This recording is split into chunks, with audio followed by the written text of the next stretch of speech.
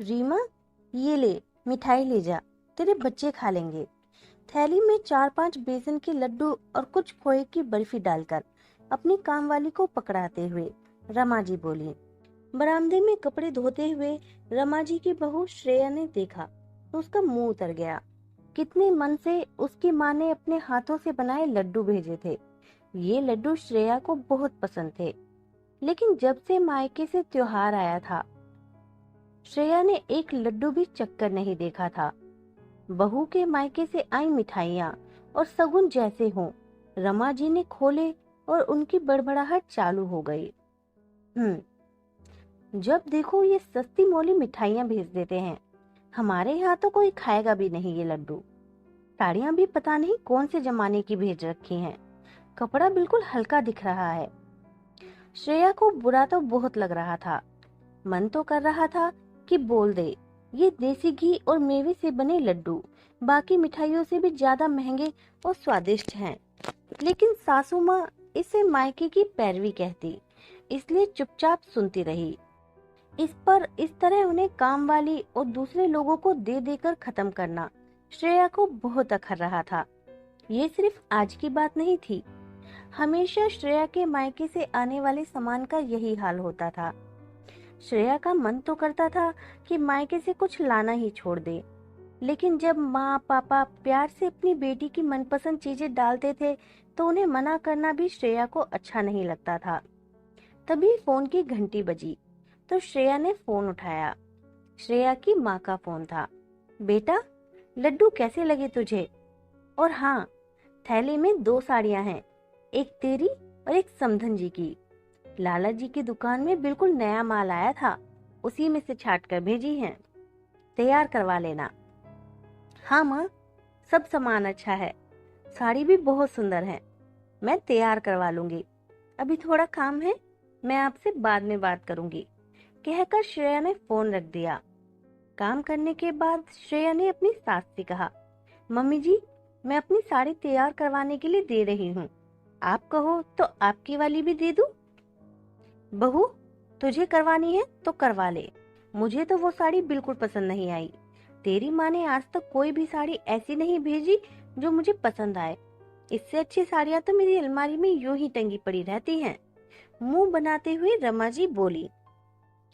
श्रेया से आगे कुछ बोला ही नहीं गया। वो चुपचाप अपने कमरे में वापस आ गई, क्योंकि हमेशा ऐसे ही होता था। चाहे उसकी माँ कितनी भी अच्छी साड़ी भेज दे, लेकिन रमा जी के नाक के नीचे नहीं आती थी।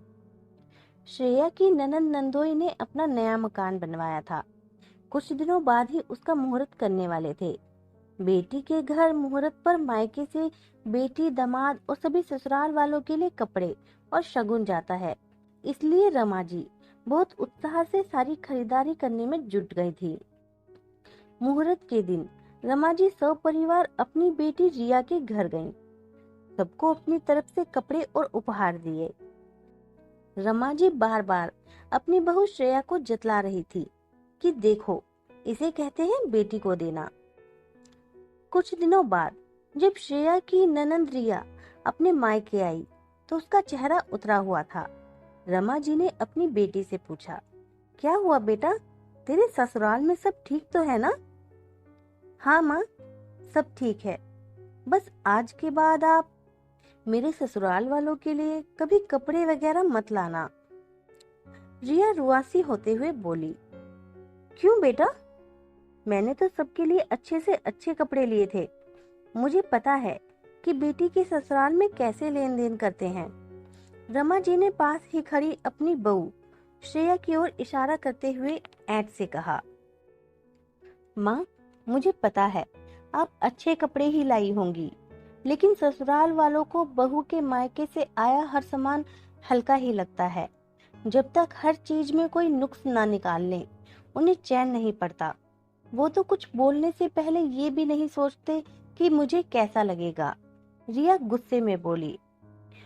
पास खड़ी श्रेया अपनी ननंद की बात सुनकर मुस्कुरा उठी। उससे भी आज बोले बिना नहीं रहा गया।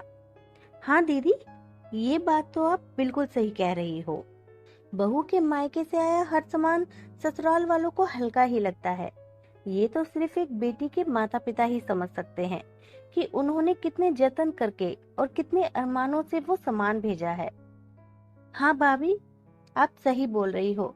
माँ भी कितने दिनों से मेरे घर के मुहूर्त के लिए सामान जुटा रही थी, लेकिन उन्हें तो जैसे यहाँ के सामान की कोई कद्र ही नहीं है।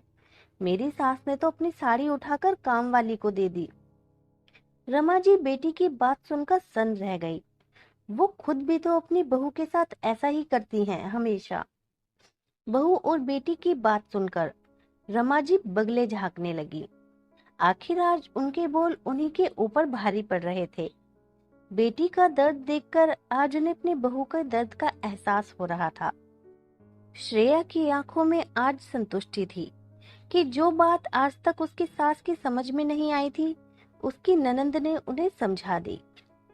दोस्तों, ये कहानी आपको कैसी लगी हमें कमेंट करके जरूर बताएं। अगर पसंद आई हो तो वीडियो को लाइक और चैनल को सब्सक्राइब करना ना भूलें। Thank you.